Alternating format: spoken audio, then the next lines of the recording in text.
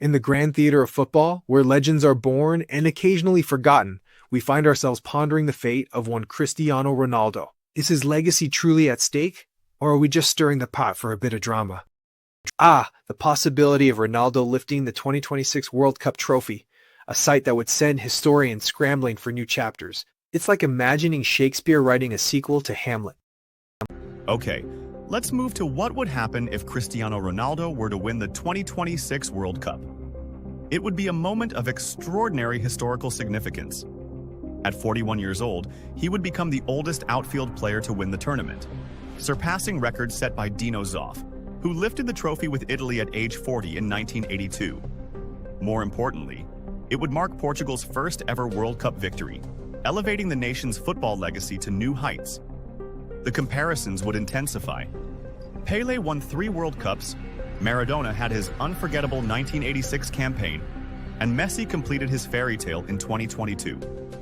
But Ronaldo winning at 41 would add a unique chapter to this narrative, highlighting not just talent, but unmatched longevity, resilience, and determination. Such a triumph could dramatically tilt the GOAT debate in his favor. So, what do you think, folks? If Ronaldo wins the 2026 World Cup, does he become the football equivalent of an immortal bard, or just a really fit 41-year-old? He's already etched his name into football history. But in 2026, he'll be 41 years old, an age when most players have long retired. Yet, knowing Ronaldo's incredible discipline and passion, it wouldn't be a surprise if he's still competing at a high level. When it comes to the World Cup, though, it's been a different story. His best run was back in 2006, reaching the semifinals. Since then, it's been heartbreaks and early exits. But imagine this, Ronaldo lifting the World Cup in his final chapter. It would be the perfect ending to a story that's already legendary. As we all know, Ronaldo can't do it alone. Portugal's real strength heading into the 2026 World Cup lies in the incredible quality surrounding him. Under Roberto Martinez, Portugal has built a squad with remarkable depth in every position, giving them the flexibility to adapt to any challenge.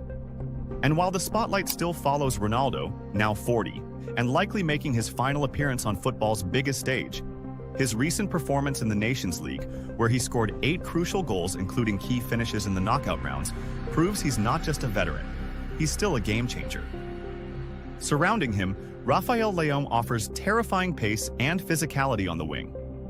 Playing for AC Milan, Leão showcases an outstanding balance across multiple attacking metrics, most notably ranking in the 90.2 percentile for assists, 95.7 for key passes, 88.4 for expected goal contributions, and 88.9 for carries.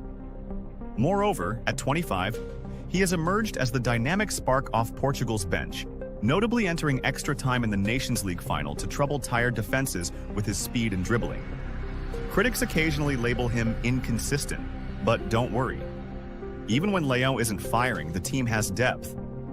Pedro Neto, also 25 and newly linked with Chelsea, shines in progressive play and creativity, ranking in the 93.4 percentile for key passes, 91.4 for attacking actions, and an exceptional 89.5 for dribbles. His role as a wide playmaker and pressing winger brings invaluable balance to the attack. Meanwhile, 22-year-old Francisco Conceição, representing Juventus, is the most electric dribbler of the group, with a 97.5 percentile in dribbles and a staggering 97.7 in attacking actions, complemented by a solid 82.7 in expected goal contributions and 90.7 in key passes.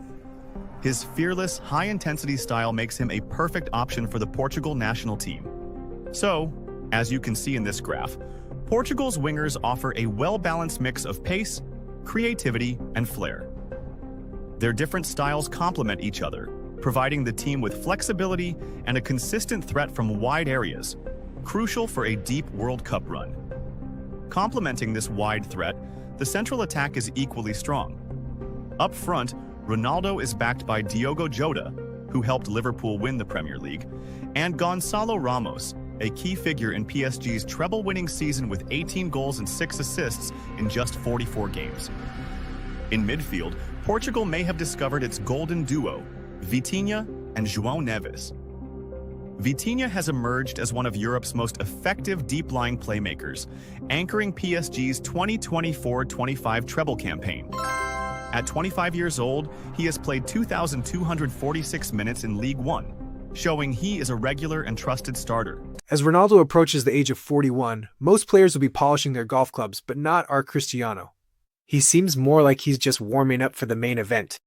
The other thing is that Ronaldo has brainwashed his fans into thinking that Portugal is like San Marino or something. Yes, they don't have the long history and achievements of an Argentina or Brazil or Germany. But let's be serious. Ronaldo has now been a part of 2 golden generations with Portugal. You want to tell me that team in 2004 that lost to Greece wasn't good? The team with Figo, Rui Costa, Helder Postiga. What about the team that lost to Morocco in 2022? Like, I get some of the Portuguese teams that Ronaldo was on were not good. Nobody was expecting him to win anything in 2010 and 2014. But the way this guy talks about Portugal and what he's done, you would think he's playing for India. Like, you've had good players around you. Even more now going into this World Cup. I mean, Vitinha was on the Ballon d'Or podium. Everybody tells me that he's the best midfielder in the world. Nuno Mendes is the best left back in the world. Then you have Rafael, Leão, João Neves. Like, I don't know why he acts like he's going into battle with bums. Now, let's just assume his flawed logic is right. Let's just say it's less impressive or less shocking when the big nations win because of their past. That would mean that his Champions Leagues with Real Madrid don't matter that much, right? Because Madrid have won so many Champions Leagues before he got there. If anything, that actually boosts Messi's legacy. Because before him, Barcelona only won 1 Champions League, and then he came in and they won 4. What about Ronaldo's Premier League titles with Manchester United? Those are not as impressive, right? Because United won so many titles before him, and they even won titles after him. Could Ronaldo's pursuit of World Cup glory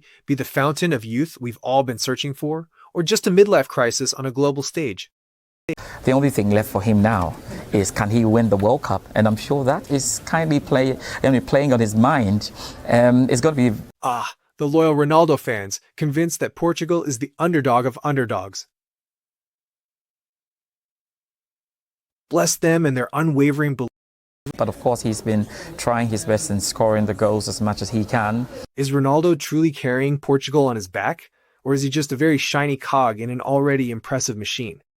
And I do think, listen, I'd love to see him go out with a great hurrah and one last goodbye, and it would be an amazing story if they can do really well in the tournament. So let's hope he goes out with a bang, because honestly, he really deserves it. The World Cup, the final frontier for Ronaldo. Is this the Everest he must climb, or just a particularly steep hill he's determined to conquer?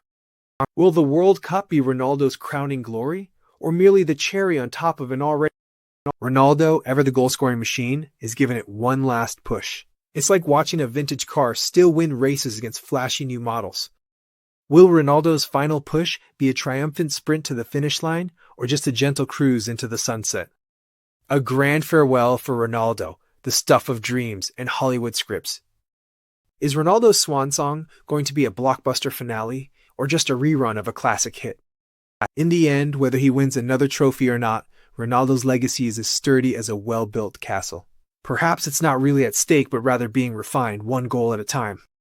If you enjoyed this dive into Ronaldo's potential future, don't forget to like, subscribe, and share your thoughts in the comments below. Let's keep the conversation